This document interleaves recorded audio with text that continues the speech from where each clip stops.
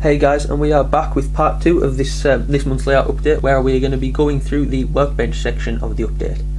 Now, this video was meant to be put up yesterday, but and had it all filmed and ready on my iPad, but unfortunately the video uploading from the iPad doesn't seem to be working at the moment, so I've cut over to the camera to film this. And if this works properly, then I think every video is going to be done from the camera, because I'll be able to do some better editing. So yeah, we've got quite a big workbench update this time, as you can see. Got the DRS47, which everyone wants to see, as well as a few extra items here. So we'll get straight into it. First things first, I've done is since the last workbench video, I've been collecting quite a lot more paint. Some of them have been given, some of them are bought. So we'll go through them now. We'll start with the ones I was given. These were given to me by my granddad, and they are Plasticoat Project Paint Fast Dry Enamel. As you can see, we've got Creme de la Creme, which is B47, and that's probably a really nice Great Western chocolate and cream colour. So if I ever do any kind of Great Western coaches or anything like that, that'll be perfect. And I've just got some B4, which is just gloss white. Now, if you're wondering why all this white stuff is around the edge of the can, or of the pot, when I was bringing it home, the lid wasn't on properly and it spilled all over the inside of my bag. So my bag was full of white paint and I had to clean all that up, which was really funny for everyone else, but not for me, because if it had been in the other section of my bag, it would have gone all over a brand new model, and that would have been really, really annoying. So yeah, we'll put them to the side, and then I've got a couple more Humbrol colours here. As you can see, we've got RC406, which is Buffer Beam Red, which I've used on the 47, and RC411, which is BR Diesel Blue, and you'll be seeing what that is for in a future project, which is going to be next week's video. So watch this space for that. Then rest of them here are by Revel. So we'll go through the Revel paints, and then we'll go onto the coats of clear over there. So first we got 91. Is that? There we are. Yeah, 91, which is, it's called Steel, and it's a really nice silver colour, and it's got like black pigments in, and it gives it a really nice steel effect colour. I've used this to paint the security fencing on the layout, which actually I've got a spare bit, and I can show you now.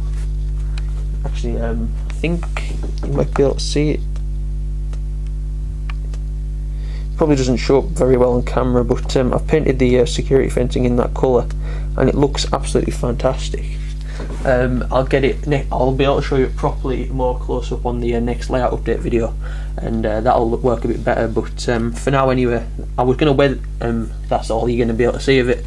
I was going to weather the security fence, but this steel paint has done such a good job I won't need to. Next, I've got Revel 04, which is just gloss white, and some Revel 94, which is gold. And I've used the gold on the Tornado, which I'll show you in a minute.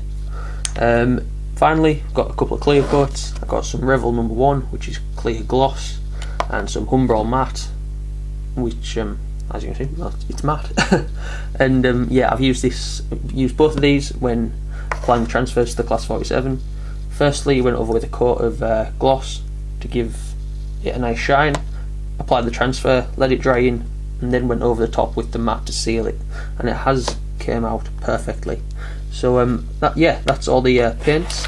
We will now have a look at the models. As you can see, I've made this little plinth to display the models on for this, and it is working perfectly. So we'll have a look at the Class 47. As you can see, we've got the Class 47 finally finished now, and it is looking absolutely brilliant. The transfers I can use are from R3 sprays, and they're amazing. Honestly, I cannot fault them at all. I got the whole pack the pack of transfers for the entire local cost me £13, which is really, really good value, I think, and they're really high quality transfers as well. Not much cutting out to do, just the basic outline, and the rest of it was, and then all the little indentations all came off the paper on their own, which was absolutely perfect. So as you can see, the transfers that you got with got two of the big DRS logos, the DRS websites, running numbers, and information plaques. And you also got, if I spin the model round, some of these small running numbers to put on the front. There we are, 47709, which is the model I've done. Now, in previous videos, I think I said I was going to be doing 47790, but I kind of bought the wrong transfer pack, so never mind. But when we went to, it's very, it's not really noticeable, is it? I mean, it's only a running number, and the only pictures I could find are 47709. But when it was cut up, unfortunately, the real model of this has been scrapped. It was cut up in Crewe in 2012. So I think it was 2012 anyway, but the only pictures I could find of the loco in this livery were in bits in DRS's yard, which was kind of sad, but anyway, it's been immortalised here on my layout. I'll go through all the stuff I've done on it now. As you know, I've painted the underframe detail. All the pipes, springs and axle boxes have been picked out in white, red and yellow along the bottom. Got this kind of tap pipe thing on the tank there. All of the detail on this has been taken from a prototype photo, so well, I used 47790 as the prototype photo, but like I said, they're basically the same. I've also painted the cab steps in silver and the handrails silver as well. Coming around to the fronts, the buffer beam has been done with buffer beam red, and the buffers was painted silver and then just greased up with some Humbrol RC401, which is black. I've also painted the interiors just using greys, blacks and whites. Painted the windscreen wipers in black, and then added a little driver from the Bachmann Scenecraft range. Just cut his legs off and added him into one end. Paint wise on the body, the paint I've used for the body of the loco is by Phoenix. I'll just get it out here, I'll show you. It's Phoenix Paints P230 DRS blue, and it's dull, which is why I used the coat with the gloss coat to go over it, so the transfer didn't show up. Well, the outline of it didn't show up, and yeah, it's the Phoenix colour is absolutely perfect, and it's absolutely spot on, and it just looks really good. The roof is just the standard Lima grey. It's probably, I think the real DRS grey roofs are slightly darker, but you can't really tell, to be honest, so I just left it as the Lima grey. And I've added a coupling on the other end, just a slimline coupling, and this one hasn't got anything on the end yet, but it is going to be getting a snowplow in the future. So yeah, that is the DRS 47, and I'm really pleased with it. This respray could not have gone better, so leave your thoughts on that. Secondly, so we'll move that out of the way and we'll get on to the next bit of rolling stock that I've been working on, and it's this Hornby Mark III. You might have seen this running around the layout a couple of times in older videos. It was in Intercity Swallow livery, and I've resprayed it into network rail. Obviously I have already done one network rail coach, which is this one, which has got a gloss finish on it, and this still needs bogies. I haven't got a clue where I'm going to get some from. It's the Workington Model Show in 2 weeks time at the Energy Centre on Lillyhall Industrial Estate, so if you're in Workington at that time, then get yourself along. It's a really good event, and yeah, I'm going to probably try and pick some bogies up when I go there, so that should be finished hopefully soon. I haven't got a clue yet, but anyway, I started doing this Mark III to go along with it, and it's got a very different. I used Humbrol 24, which is an acrylic paint. It's acrylic matte yellow, and I mean, this isn't, it's probably not the tidiest respray in the world. It's actually coming up better on camera than it is in real life, but yeah, but it looks alright, I suppose. I've fully painted the interior on it using blues, greys and like a wood effect brown, again going off prototype photos. Roof has been left in the primer grey like it has on the other one. The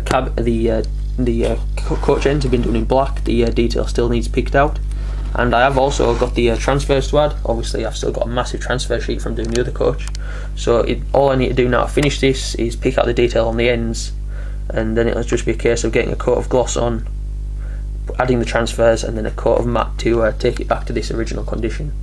So yeah, I'm really pleased with this. Again, I think I'm starting to get into the respray. I've caught the respray bug. I think I do really like respraying rolling stock. It does give me it does give you a really nice sense of achievement when you respray a piece of rolling stock. And again, all of the ones I've done so far, touch wood anyway, have been really good. So again, leave your thoughts on that. Secondly, well, third now actually, are the private owner wagons. These have all been resprayed from well, I say I haven't sprayed them. I've just hand painted these using just a light grey colour. From this one was in a really horrible lime green colour. I took it to this grey, painted the white walling on the wheels to black, painted the insides matte brown, and yeah, they're not finished yet.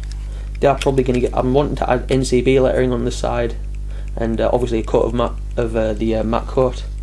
Probably not the most prototypical wagon in the world, but I think it'll look good. So that's what I'm going to do with them. Obviously, the rest of them are elsewhere. I've just decided to show you that one as an example, and they will look a treat behind the austerity.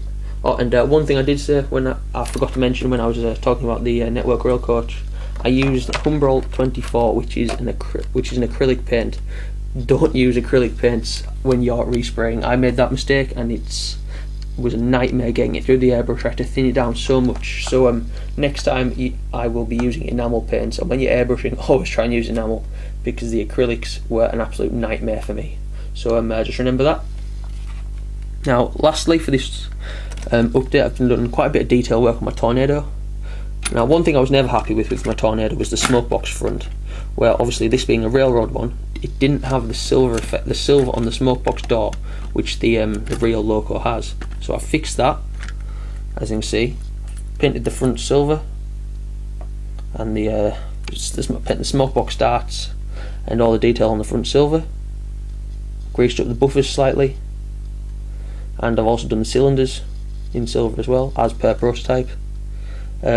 Coming around to the inside of the model, so as you can see, that just looks so much better.